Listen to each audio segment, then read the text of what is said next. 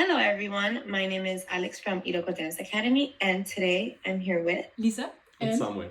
They're coming to us all the way from Austria. We're originally from Germany, but we live now in Vienna. Yes, so we're super excited to have him here as our guest. And today we're going to dive actually a little bit into what it's like to work as a professional dancer and some of the behind the scenes that go on for us professional dancers, since it's not a very common job. So my first question to you guys is, how did you two meet through dance?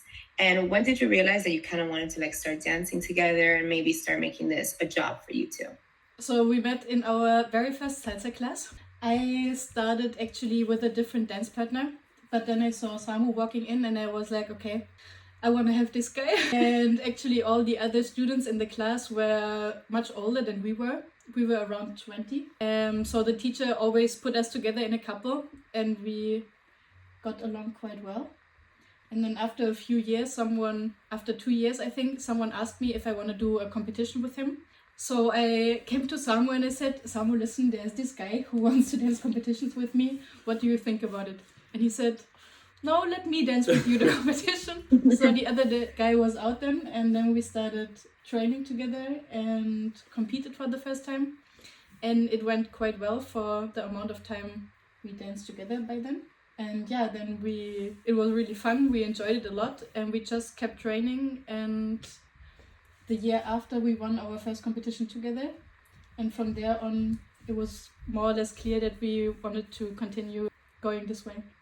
Yeah, I mean, for me, dancing was always my dream job. So when we actually met, I went for studying dance inside sports science studies, and that's why I moved to another city. So that's where I met her. But my direction was more like in hip hop contemporary, and then I met a guy there who had a salsa school. And he was like, "Yeah, you should come maybe once in a while." And I love the music, so this is probably also why I kind of stayed with salsa and didn't do some other dances, and obviously because I met Lisa. So Samuel, you just mentioned you started as a hip hop dancer, so that was kind of more your thing.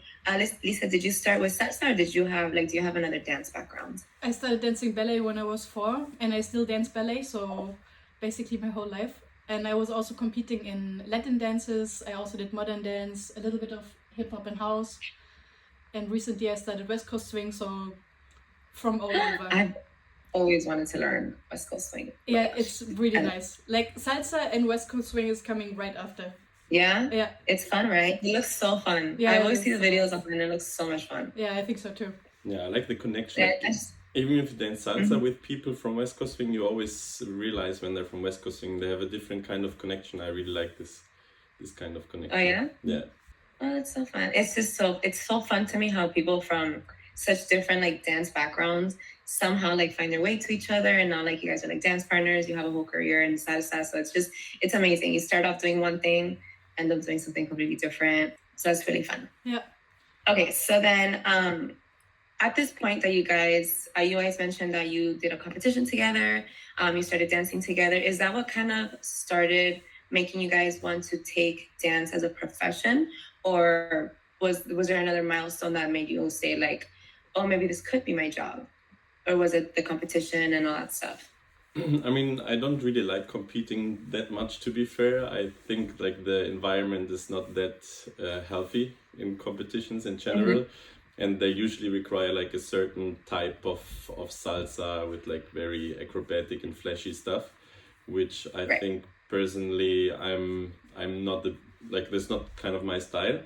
But it helped us definitely in the beginning to start and to make ourselves a name. But I think dancing was always something I wanted to do, and I really enjoy the festival scenes. That's one of I love social dancing. That's why I also love the dance house events, because they're very social dance focused. And I think this is what kept me in salsa and what motivated me to push and keep doing it, because I wanted to be able to travel to all those events and meet people from all around the world.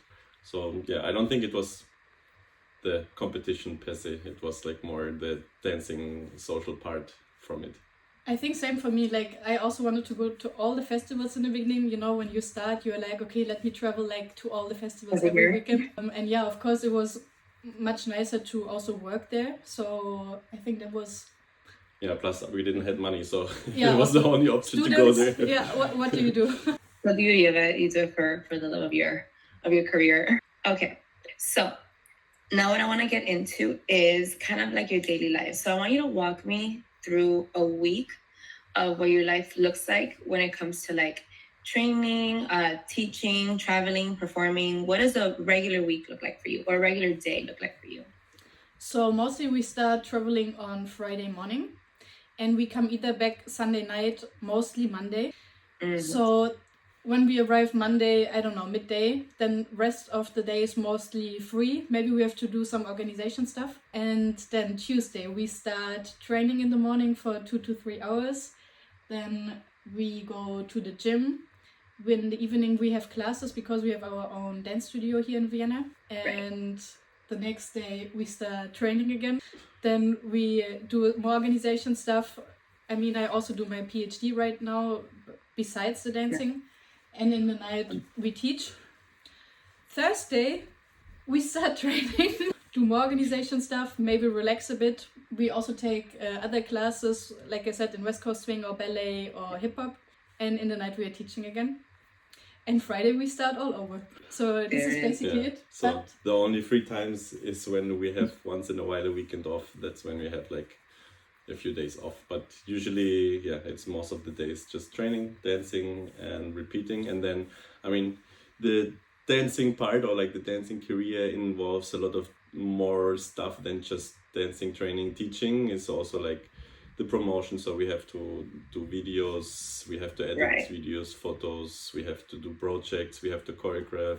Like now we're doing the boot camp for Back to Mambo. So there is a lot of extra stuff that comes with it. And now with the dance school even more, because we have all the paper work, which is not so fun, but it's part of it, I guess. And I mean, also, I love having this conversation because a lot of people don't realize that being a dancer as a job is not just like, oh, I get to go to a festival, I had so much fun, I come back home, and then I go out or whatever. It takes a lot of training, a lot of time, a lot of dedication. We put so much time into our craft, and sometimes people don't realize that we really devote ourselves to this career, which is really it's very difficult. So I understand for sure. So now in terms of going to dance festivals, I think that's like the biggest chunk of our work that people see. Obviously, like the training, the classes, all that stuff, people don't really see. But when it comes to a dance, like a congress or a dance event, what do you think is one part that is work for us that people don't think it's work? For sure, socializing. I mean, kind of in the festival scene is not only about the product you're giving the organizer, is a lot about connections. You have to talk with the people. It's not just that you go to the class, teach the class, then you disappear in your hotel room and you appear again for 1 hour at the party, and that's it. Yeah, most of the time it's socializing with people, planning, talking, and And I mean, this is a very fun part of the job, but yeah, it just belongs to all of it. I think it's actually one of the favorite parts of my job, to meet other people and socialize, but still, yeah. Yeah, I think a lot of people who want to start this as a career, they underestimate how important socializing is in the scene. So, yeah, and then, I mean, as an artist, sometimes I think we have to be very reliant on time, so we have to make sure we are on time in the workshops. I think there is not everyone is doing this. Like, I mean, we are German, so we try to be always on time. 10 minutes before the workshop there, we try to have everything organized. And I mean, rehearsal for the show is also something a lot of people miss. Usually it's when people try to sleep and get some rest. That's when we the tech rehearsal. So. And then I think it's also getting ready for the show, because they see like you're performing there for 2 minutes, but I mean, basically we are warming up the rehearsal, we have to get ready, we need to plan everything, we need to stay like really hyped to perform and all this stuff. Then to relax for a bit and go social dancing is quite exhausting. So I think people only see, oh yeah, you did this for 2 minutes and now you can enjoy the rest of the party. So yeah. And I feel like something that people don't see is that shows aren't just like a physical preparation, like you have to get your hair ready, your makeup ready, but it's also mental because it's a very nerve-wracking thing we do. You know, you have to perform. There's pressure for you to do an amazing job. Like people are waiting to see your show. So it's not just like the physical preparation, it's also mentally like very, very draining. So I agree 100% with what you're saying. Yeah.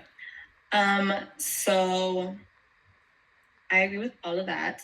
I do think that when it comes to dance festivals, sometimes as a working artist, like people don't realize how much work or how much time we have to put into the festival. Like you arrive, you teach, you have to talk to everyone, you have to make sure you socialize, you have to social dance, you have to get ready for your show. So it's a lot more than just like coming and having a good time. So I'm glad you guys are shedding some light into this topic because a lot of people just don't know. So that's very, very nice. And then for my last question to you guys, what is one piece of advice you would give to a dancer who wants to take that leap, who wants to take the jump into making dance their career? For me, I would probably say that they should be open to more than one dance style because I think, especially if it comes to shows, there's a lot of techniques we learn from other dances. Like ballet is a very good foundation for nice lines, for everything. And then if we have, for example, hip hop, it gives you a certain groove or like more understanding of isolations. So I think learning more than just salsa would definitely help someone who wants to do this as a job. Regarding the dance, I totally agree. But besides that, I think it would be important to educate yourself in marketing, in videographing and taking photos of yourself, just so you have a nice presentation of yourself. Then to connect with all the organizers, to go social dancing, to be friendly and humble in the scene, and be open-minded, I guess, so you can really push yourself in a positive way. But I think it's very important to be aware of what you have to bring to be able to pursue this career. Yeah, because it's so much more than only the dancing by now. Or you're rich and then you can just pay someone to do all the work for you. That would be way nicer, obviously. But I think it's actually also nice, like, to learn all this stuff by yourself, and then you I don't know, you are so, how to say, you can do so much. Like all-rounder, yeah, you are totally an all-rounder. You're a dancer, but all-rounder also. Yeah, I mean, even just you guys have to be dancers, you have to be marketers, business people, videographers, photographers. You know, you have to wear so many hats. Yeah. So yeah, for sure. So this was so amazing. Thank you so much. Thank you. Then my last question, actually, that wasn't my last question. Super quick, between teaching, performing, and social dancing, what's your favorite? Social dancing. Me too. Okay, well, thank you guys so much for joining me today in this interview. Thank you so much to Lisa and Samuel. They'll be in Back to Mambo Parade. So will I. So we'll definitely see you there and social dance with us because that's what we love to do. Yes. Thank you. So much. Thank you.